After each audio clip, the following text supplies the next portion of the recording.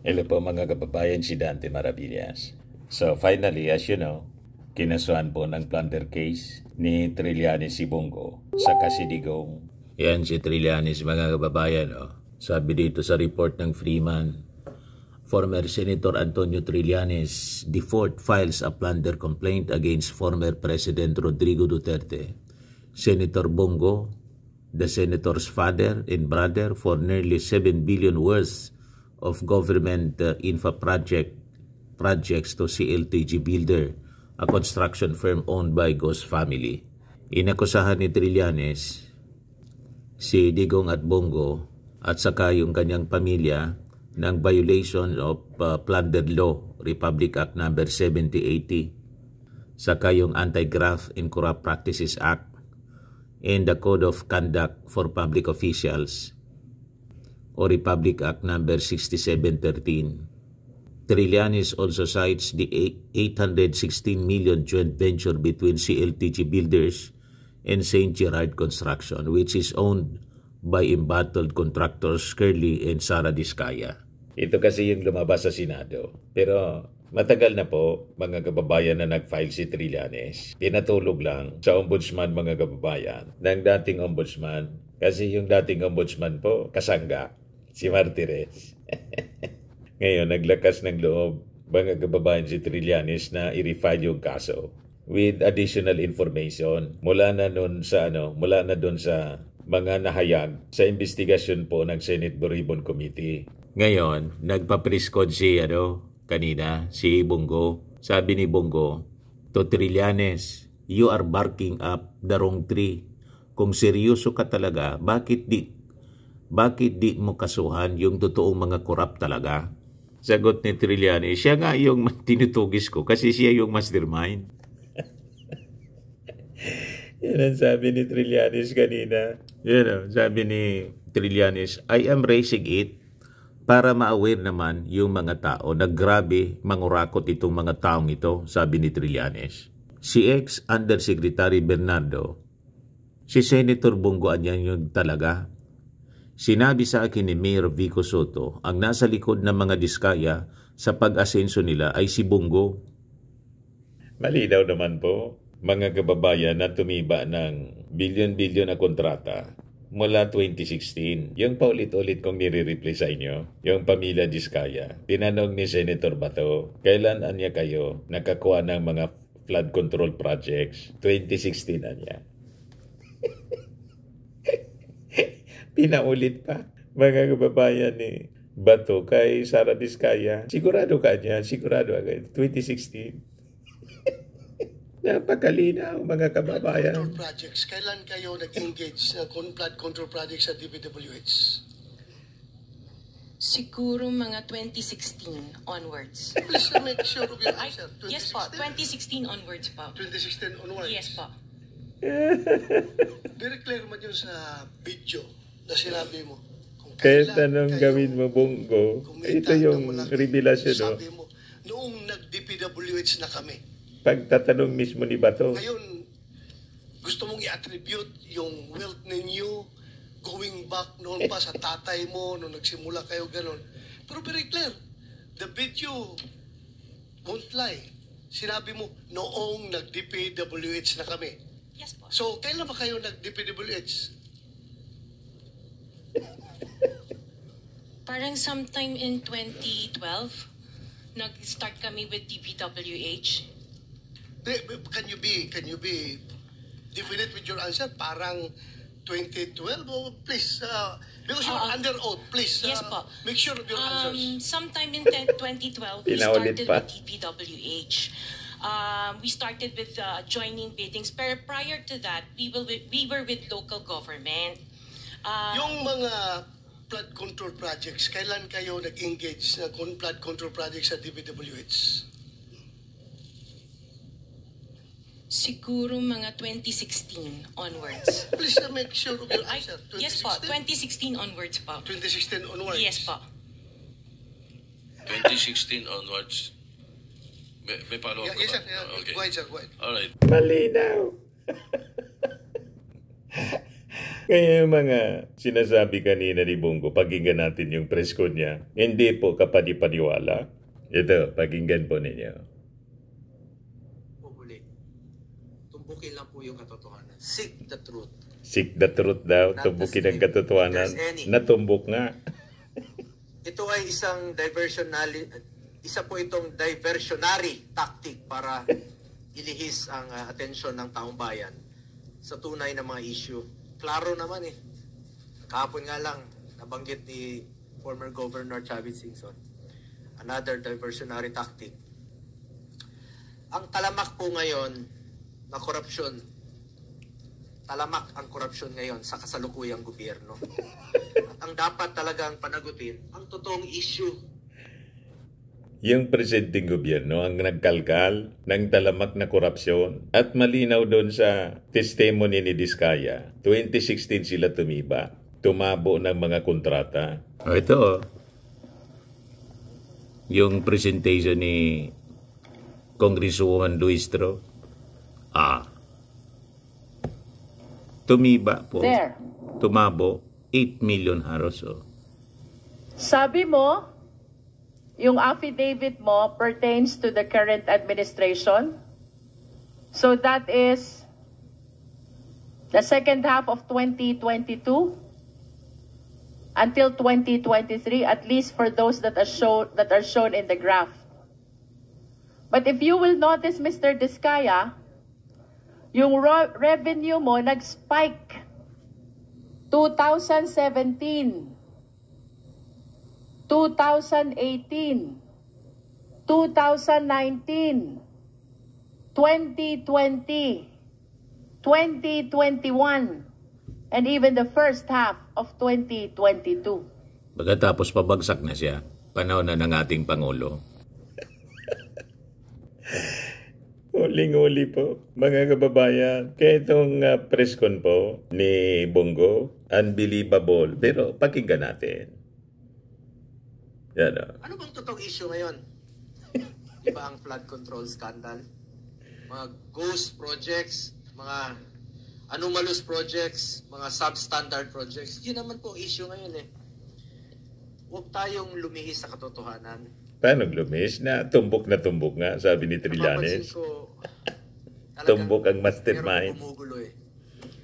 Merong nasa likod nito na ginugulo lang po yung katotohanan. Kayo ang nanggugulo. But I am one with the Filipinos in this crusade and fight against corruption. Kasama niyo po ako rito. Labanan po natin ito.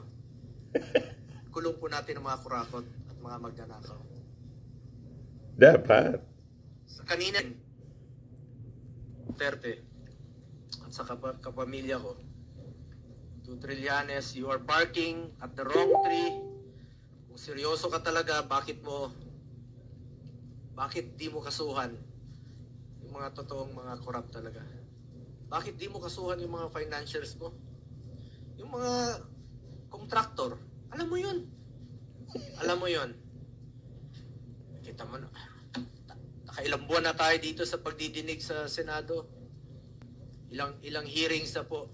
Lumalabas naman yung totoo, sino yung mga contractor.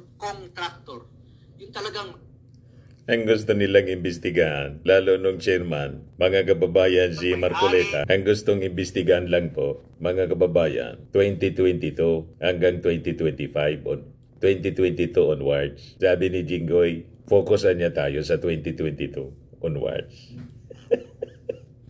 Yung pinakamatinding kontrata po ng mga Diskaya, 2016, panahon ni Digong, na ang sapo, si Bongo, napakalinaw po sa presentation doon sa Congress. Malinaw po kung sino yung naglilihis po sa kwento. Sila yung mismong kumikita, sila yung contractor, sila pa yung congressman. Sila yung habulin mo, Trillanes. Ayaw mong habulin dahil financier mo nga.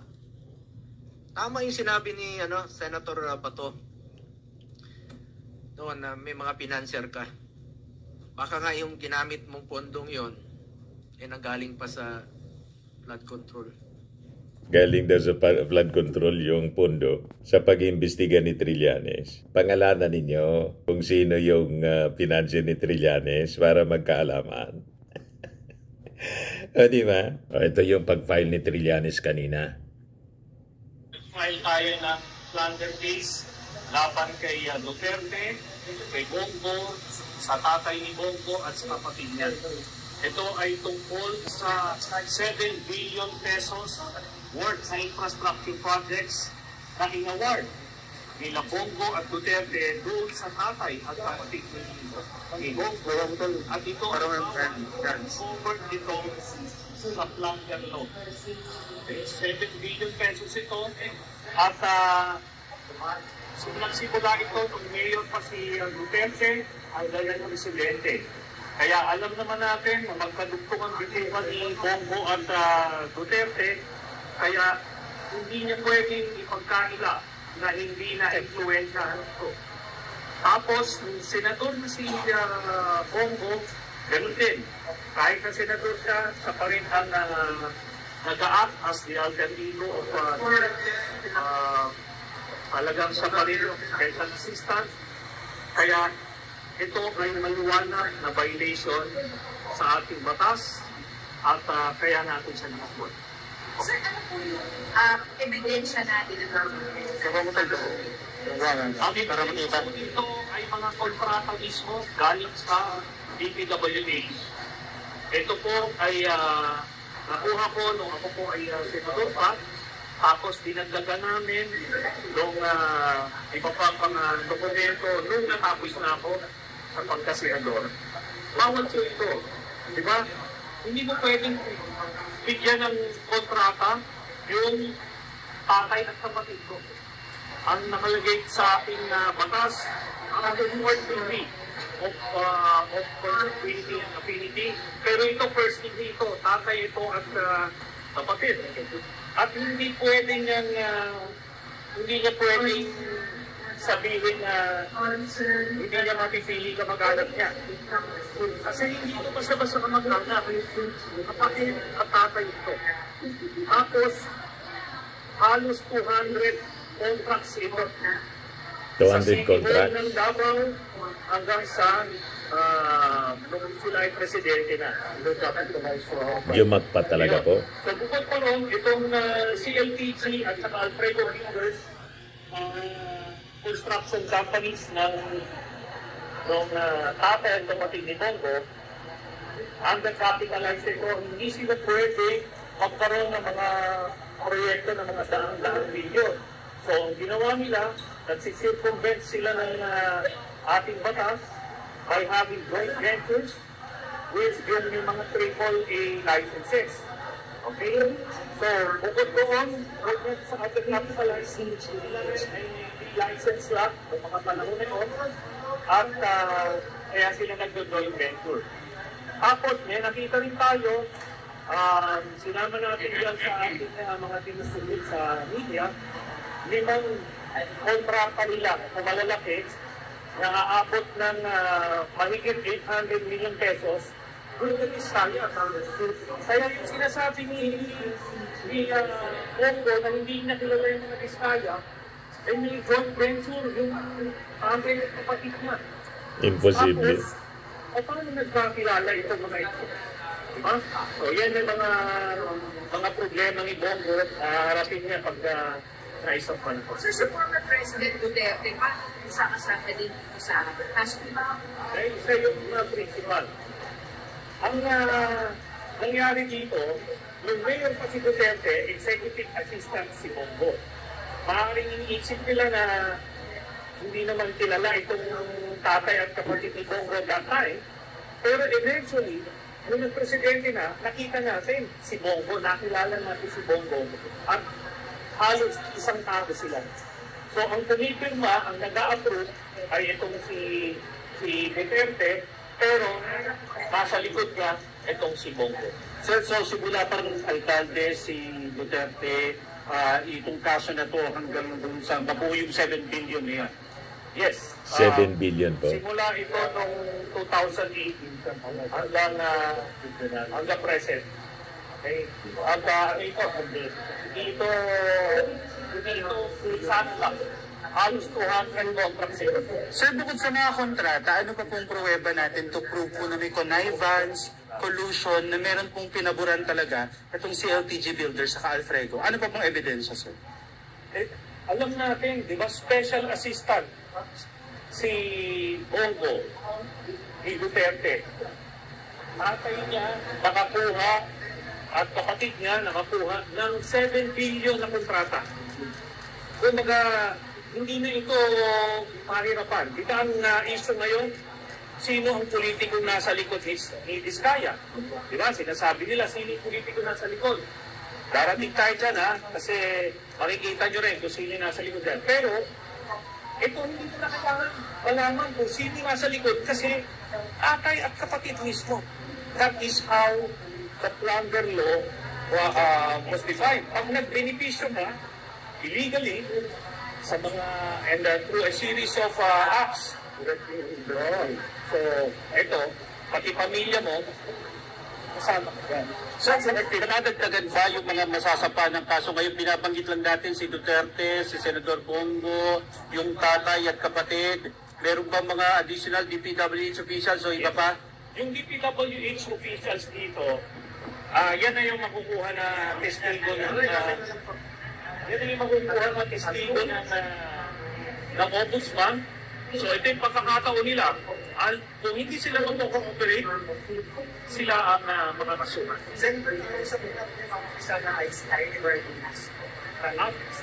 After namin i-file ito, ibigyan namin ng kopya, yung ICI, para makita nila na ito na eh.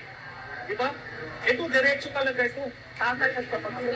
Binigyan mo ng bilin na kontrata. Ang nag-appoint daw po. Covered nila yun. Kasi ganito yan.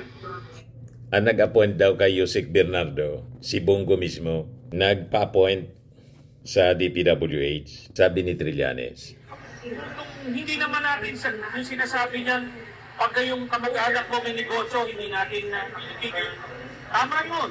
Pero dapat dun sa sinasakupan mo, hindi sila pwede mag-negosyo. Kunyari, nung Davao Mayor si Duterte, dapat nasa Visayas yung pamilya niya nagne-negosyo or nasa private sector. Kung presidente na siya, hindi pwede, ang sakop na nila buong Pilipinas eh. Dapat, sinabihan niya yung tatay niya at kapatid niya na bawal yan, kung kayo sa private sector magnegosyo. Ganun lang kasimple yun. Sir, ang Supreme Court kasi may requirement na dapat may main plunderer. This is a 26 Supreme Court. Ay, ano may? Requirement po na main plunderer para makasipin ng conviction. Sino po ang main plunderer dito po sa akin? Si Bongo. Kasi siya yung central figure dun sa tatay at kapatid. Tapos, yung kanyang relationship with Duterte enabled this thing to happen. Sir, this is a refiling po, sir, no? This is a refiling kasi yung original na DOJ complaint na-dismiss, sir, according to your complaint. So, gaano po kayo confident that this will prosper this time around, sir? Okay, yung po, kaya nga doon ko final to sa DOJ dati for case build-up, no? Kasi alam kong protektado siya dito sa ombudsman nung iba pa yung ombudsman. Ang ginawa nung dating Prosecutor General against the order ng Secretary of Justice, sinabmit niya dito. And that eventually led to his dismissal or relief doon sa position niya. Kaya anong ginawa rito? Hindi inimbisigahan. Not even a day or an hour was devoted in investigating it. Talagang binao nila. Pero without prejudice yan, nagkaroon pa tayo ng pagkakataon, dagdagan kung muna natin kunahin. Balikan natin si Bongo kasi may pagbabanta siya na pag nalihis daw yung investigasyon, magkakagulo. Sabi ni Trillanes, tumbok nga. Ikawan niya yung mastermind. Pakinggan natin yung pagbabanta niya. Magkakagulo daw. Salamat po sa inyong oras at pakikinig sa akin.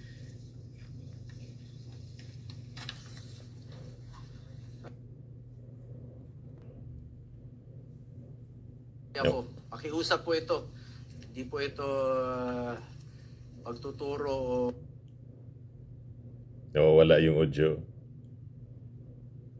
Ay the Ombudsman and the DPWH to seek the truth, not the script. if there is any. Tumbukin nyo lang po ang katotohanan. Maniwala kayo sa hindi. Pag inilihis yung issue, magulo po ito. Magagalit po ang Pilipino. Magagalit ang Pilipino pag niloloko nyo. May pagbabanta siya. Sa katotohanan. Yung katotohanan lamang po, tumbukin nyo po, I am one with our countrymen in this crusade and fight against corruption. Ikulong ang mga kurakot at mga magnanakaw. Kilala nyo naman yung mga buhaya. Napapangalanan na eh. Yung iba nagtatago lang talaga. Hindi ko alam saan sila nagtatago o pinagtatakpan nyo lang talaga para ilihis yung katotohanan. Dito lang tayo sa katotohanan. The truth. Hindi kayo magkakamali. Pag doon lang tayo sa katotohanan. Salamat po. Sabi ni Trillanes, ulitin natin, siya nga yung tinutugis ko kasi siya yung mastermind. You see? Pwedeng gawin po ni Bongo. Face the music. Diba? Hindi yan madadala sa press con at pagbabanta ng kaguluhan. Kasi mulat na yung ating mga mamamayang Filipino. Yan o. Yung kumpanya ni Diskaya na kapartner po ng kumpanya ng pamilya ni Bongo, si LTG, tumiba mula 2016. Yan o. Sakto sa testimony ni Sara Diskaya. You see? So abangan na lang po natin mga kababayan ang mga developments ng balitang ito. Kasi papunta pa lang tayo sa exciting part. Ayos pa?